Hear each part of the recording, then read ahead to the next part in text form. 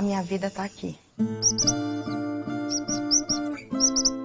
Quando eu faço parte de uma comunidade, que eu sou uma cabocla, no meu caso, sou uma cabocla, eu tenho uma referência histórica, né? Quando eu moro numa cidade... Ai, não queria não. Da cidade não. Prefiro aqui. Disse, dona Carminha, eu vou lhe dar uma casa bem bonita na cidade para a senhora. Eu dizia, não, se você quiser me dar, eu vendo e vou fazer a minha mais bonita aqui. Mas para lá eu não quero.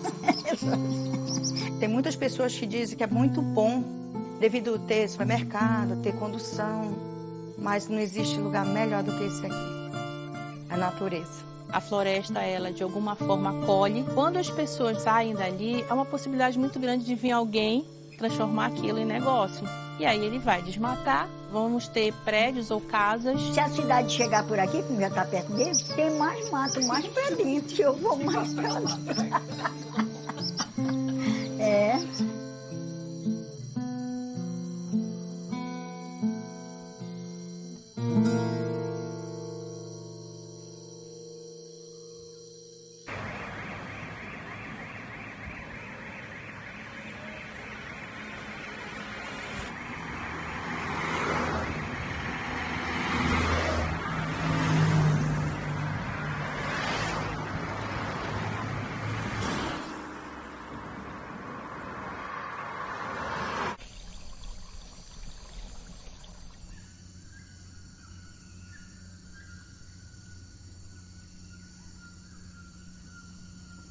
A gente está numa área aqui em que o proprietário viu que é um fragmento de floresta e queria encontrar um meio de preservá-lo. Ele herdou isso do pai dele, que teve a sensibilidade de manter esse local preservado por mais de 40 anos. Existe um mecanismo hoje na lei que permite que propriedades privadas se transformem também em unidades de conservação, que são as chamadas RPPNs. Os meus pais e avós são cearenses, né?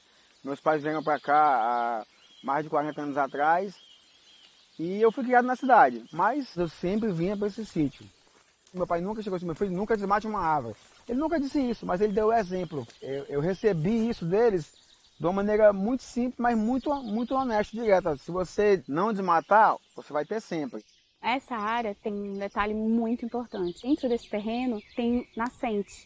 E essas nascentes ainda estão puras, ainda estão preservadas, ainda estão naturais. Onde tem água, nascentes de água principalmente, se enquadram em locais como áreas prioritárias para a criação de unidades de conservação. Se você acaba com a vegetação nas nascentes, você consequentemente acaba com a água, que vai formar os grandes corpos de igarapés maiores e consequentemente chegar nos rios. As plantas servem como nascente dos corpos de água, né? Elas promovem essa retirada de água do solo para a superfície. No dia de muito calor, você vai começar a suar e transpirar. As plantas elas têm o mesmo mecanismo, só que o suor delas, na verdade, são gotas de água mesmo, e água pura.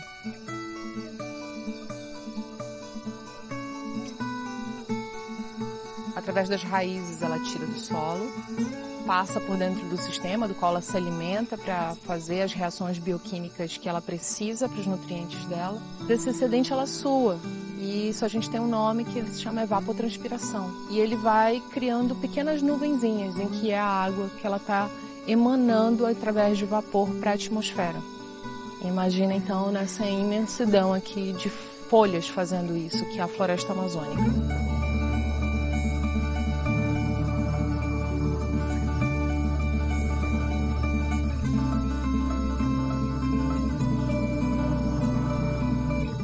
Muito da camada de nuvens que existem dentro dessa região e pelo fato daqui ser chamada floresta úmida, é por conta desse serviço que essas árvores prestam, de levar esse vapor de água para cima, que ele se transforma depois em chuva.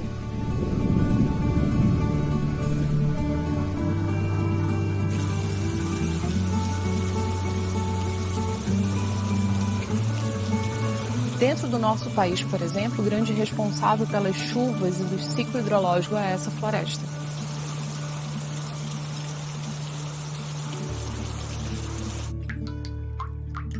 As fontes de água não são infinitas. Se você acaba com a vegetação, você interrompe o ciclo natural da água. Essa associação que existe entre floresta e água é muito frágil. Então, a nossa intenção é fazer um estudo dessa área, desse terreno, para fazer a criação dessa reserva particular.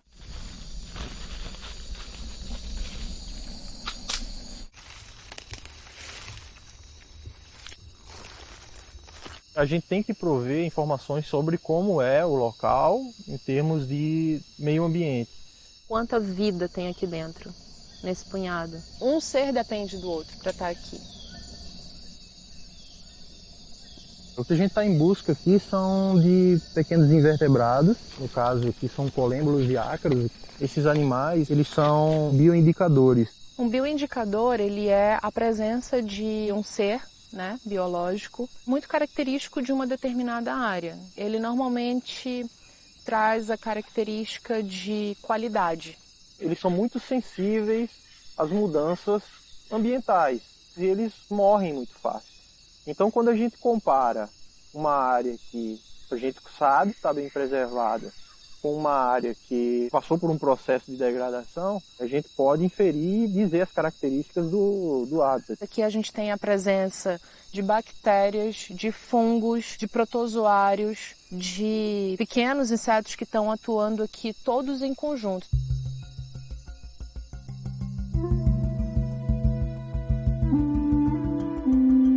É uma mágica da simbiose da floresta. Um depende do outro para que toda essa magnitude esteja presente.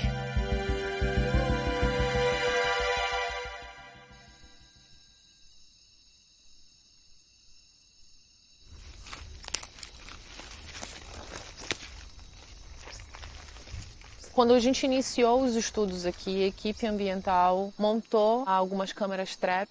Nós fizemos um registro de um felino, uma jaguatirica. Pra gente foi uma alegria muito grande, porque foi algo assim da segunda noite de instalação da câmera e ela foi registrada e ela estava ali sorrindo lindamente pra gente. É um animal de topo de cadeia, então ela tá com a cadeia alimentar dela à disposição, né? A presença de herbívoros como a cutia, que estão sustentando a presença desse animal aqui. Consequentemente, existem plantas que esses herbívoros consomem. Existe um equilíbrio nessa pirâmide alimentar, então isso deixa a gente bem feliz. Então essa área aqui é uma floresta em pé bem saudável.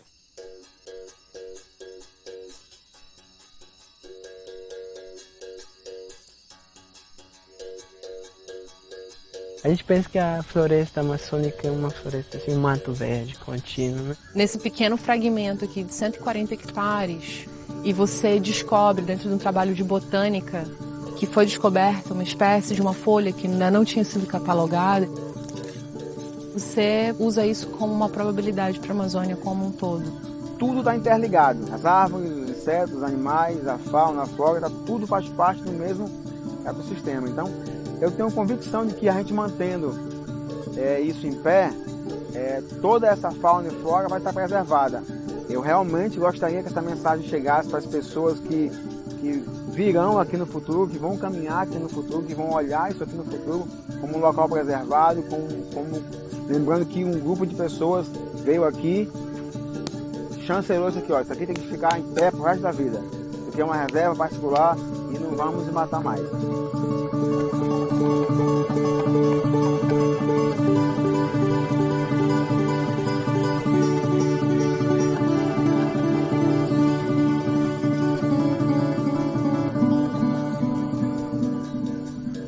Só criar a RPPN, colocar uma cerca, não é o suficiente para você segurar a pressão que a área urbana faz sobre áreas naturais. Para a criação das unidades de conservação, é preciso fazer o levantamento das comunidades de entorno, para conhecer quem é que está ali próximo, quem é a comunidade, quem são essas pessoas, conhecer realmente a realidade da população tradicional que está ali próximo.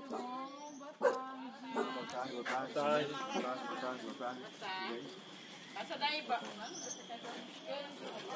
acho que vocês podem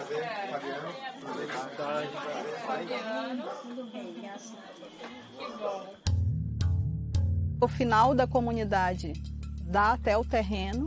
E aqui a gente pôde conhecer a realidade da população que vive mais próximo da natureza, sem a preocupação com aquele monte de coisas que tem na cidade, como eles colocam.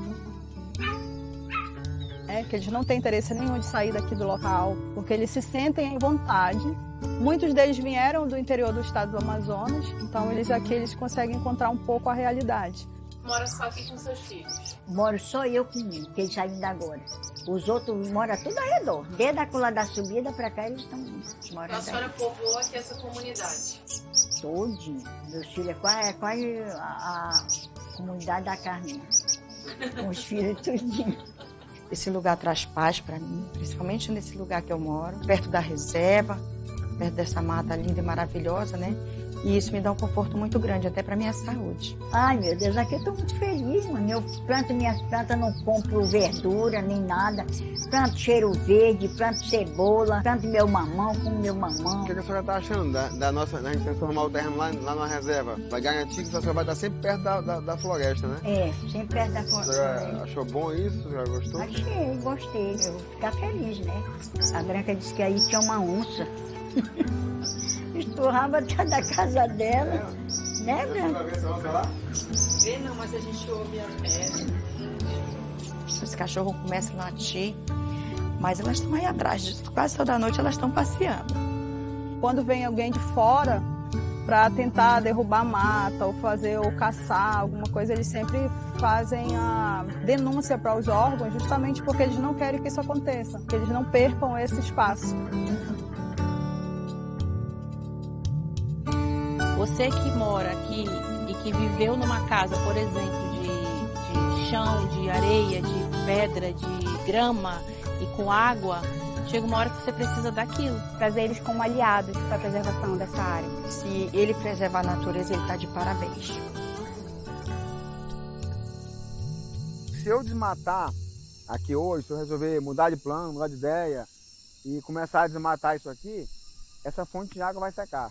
E se essa fonte de água secar, eu não vou ser o único prejudicado. Tem todo um ramal aqui, depois do nosso terreno, até chegar ali a M010, que depende da água como atividade econômica. Eles são balneários, eles alugam o sítio deles e ficam tomando banho aí. Então, preservando, aí vai estar garantido para todos sempre. A água vai ficar sempre botando aqui e alimentando todo mundo.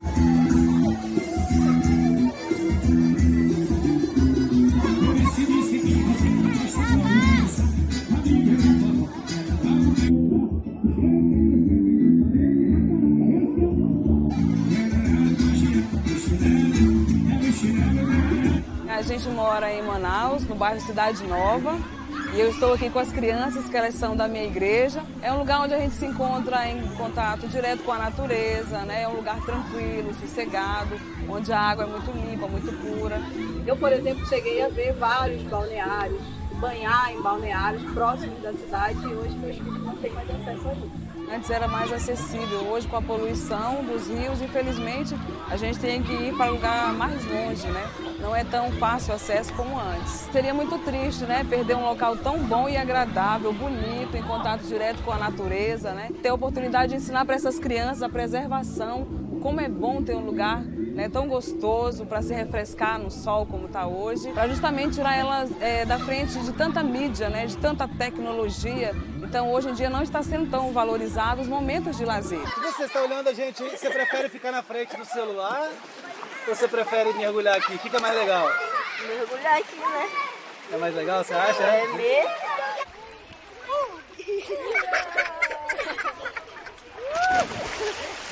É onde a gente consegue gastar as energias, é onde a criança consegue brincar. Só o fato dessa área estar preservada como ela está hoje, ter nascentes e abastecer alguns balneários é um dos maiores motivos de manter essa área preservada e fazer a criação dessa reserva particular. Se a gente tirar essa área daqui, com certeza é um volume de água que hoje está disponível para a população e que ele vai ser perdido. Se fosse a mesma água, por exemplo, dentro do município de igarapés que hoje estão completamente contaminados, como os igarapés do Educandos, igarapé do 40, o próprio igarapé do Mindu, que é uma referência para o município, onde eles estão quase todos impróprios para o banho, para consumo de qualquer nível, em qualquer categoria.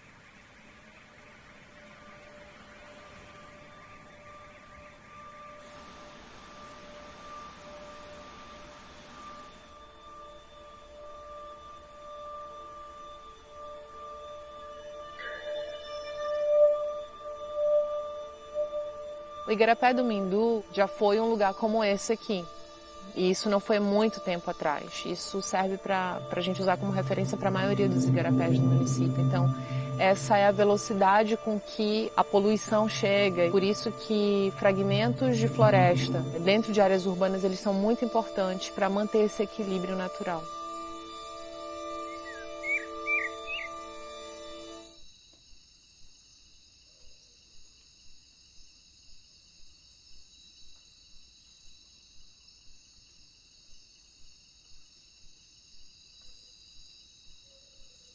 A expansão urbana é a principal ameaça, né, para as florestas em pé. A gente sabe que a tendência seria limpar a área, dizimar completamente para o setor imobiliário. Não tem como a gente pensar numa cidade crescendo e ela não realmente toma conta da natureza, né? É um padrão de sociedade, é um padrão de cidade, é um padrão de construção, de tipo de construção, de arquitetura, de centro urbano, de negócios, de empresas que foi imposto. Essa ideia de trazer essas reservas dentro do perímetro urbano, eu acho que é uma ideia inovadora de você conseguir trazer essa conexão entre cidade e espaços preservados. O conceito de cidade é muito amplo, então eu acho que dá para a gente conseguir fazer essa conexão da natureza e da cidade. O nosso melhor exemplo são as populações que moram no interior.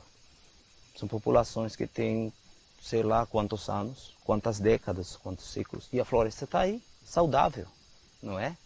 Então, acho que a gente tem que olhar para eles como o nosso melhor exemplo. Como que eles conseguem ter essa harmonia com a natureza. A gente só tem que ter um olhar diferente para os nossos recursos, né? Eu acho que a cidade de Manaus ainda tem copiado muito as cidades grandes como São Paulo, Rio, Estados Unidos, Europa, enfim, todo esse modelo padrão. Muito vidro, arquitetura quadrada, onde a gente sabe que não é o ideal para esse clima, para essa região. Então a gente ainda vê muita cópia do que é lá fora. E com toda a nossa cultura, com toda a nossa diversidade, com todo o nosso conhecimento tradicional dos povos tradicionais, eu acho que aqui poderia ser muito diferente. A primeira vez que eu vim para cá, para essa área, que a gente começou a fazer o trabalho aqui, eu fiquei bem impactada de saber que dentro de uma zona urbana, no município de Manaus, ainda exista áreas privadas com esse nível de conservação. Para quem é da floresta, porque nós somos da floresta, nós temos na natureza uma referência de equilíbrio, porque a natureza tem o tempo dela. E nós que nascemos aqui, nós aprendemos que o tempo cronológico e o tempo da floresta, eles são tempos distintos. A floresta, ela tem natureza própria e nós que nos adequamos a ela, não ela, gente. Eu ganhar esse dinheiro da venda desse terreno, de lotear, ia ser realmente um bom valor. Porque o terreno é muito grande, podia ser explorado de várias formas, mas eu ia ganhar uma vez só. Daqui a pouco essa água ia secar, todo mundo no ramal ia ter problema. Então, é uma forma que eu acho que eu vou deixar o planeta melhor do que o que eu recebi. Os seres humanos têm que entender que o planeta não é deles, eles fazem parte de todo esse ecossistema. Perceber que a natureza é que é a dona de tudo. É isso.